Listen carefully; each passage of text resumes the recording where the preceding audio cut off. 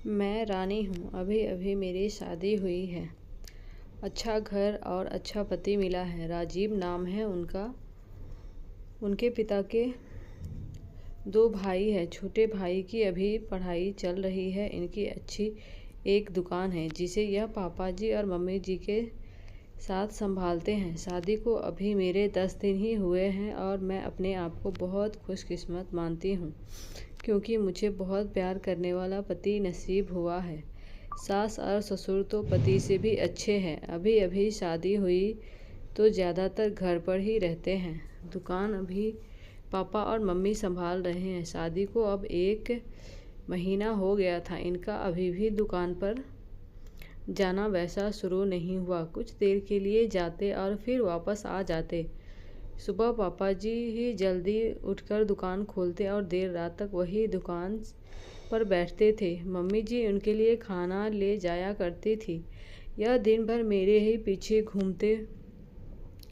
मैंने इन्हें बोला कि अच्छा नहीं लगता, अब आप रेगुलर दुकान पर जाना शुरू करिए, वरना आप पापा मम्मी कहेंगे कि मैंने आपको कंट्रोल कर रखा है। उन्होंने बोला ऐसा कुछ नहीं होगा, वो सब बातें तुम मत सोचो। एक दिन हमारे कमरे की नल की टंकी खराब हो गई तो हमारे बाथरूम में पानी नहीं आ रहा था, तो मुझे नहाने के लिए हॉल के बाथरूम में जाना पड़ा।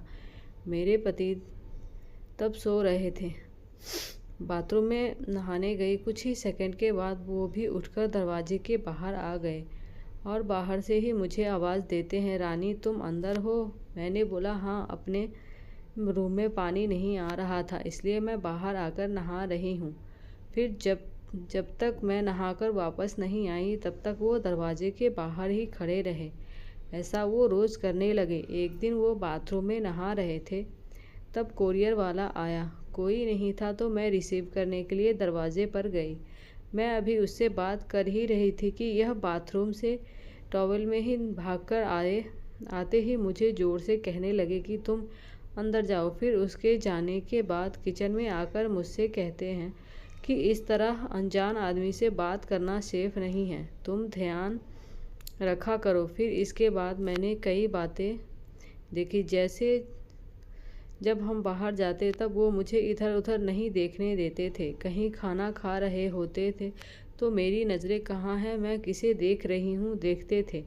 बार बार अपनी जगह बदलते रहते थे। मेरे पति का यह स्वभाव मेरे सास ससुर भी देख रहे थे। एक दिन पापा ने उन्हें दुकान के काम से बाहर जाने को कहा तो उन्होंने मना कर दिया। फिर पापा को ही जाना पड़ा। वो बस मेरे पीछे ही रहते। फ़ोन पर मैं किससे बात कर रही हूँ, मैंने फ़ोन में नंबर और मैसेज भी चेक किया करते थे।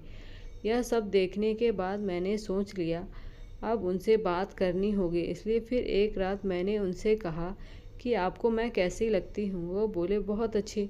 मैंने कहा अब आप मुझ पर विश्वास करते हैं? वो बोले क्यों, क्या हुआ? मैंने कहा कि आप जो यह सब कर रहे हैं यह ठीक नहीं लग रहा है। मैं चाहती थी कि मुझे बहुत प्यार करने वाला पति मिले। आप बिल्कुल वैसे ही हो जैसा मैंने सोचा था, लेकिन आप बहुत ज़्यादा पॉजेसिव हो।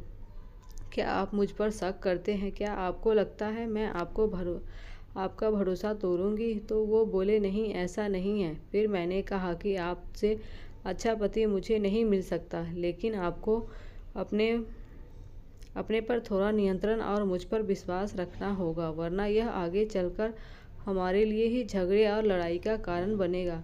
मुझे पता है शायद आपको मुश्किल लगेगा, लेकिन आप थोड़ा थोड़ा बदलिए, मैं आपके साथ हूँ। वो बोले हाँ, मैं कोशिश करूँगा। अगली सुबह मैंने उनको उठाया और कहा कि दुकान आप जाएंगे और खाने के पहले नहीं आएंगे, मैं घर में ही हूँ, चाहे तो आप फ़ोन कर लेना।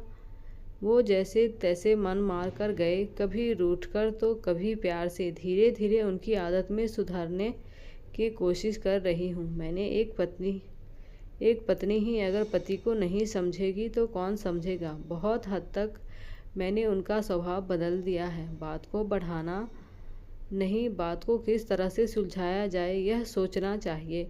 हम दोनों में एक बात तय हुई कि हम एक दूसरे के मन में क्या चल रहा है हमेशा एक दूसरे को बताते रहेंगे। बात नहीं करनी अपनी बात मन में ही रखना ही किसी समस्या को जन्म देता है।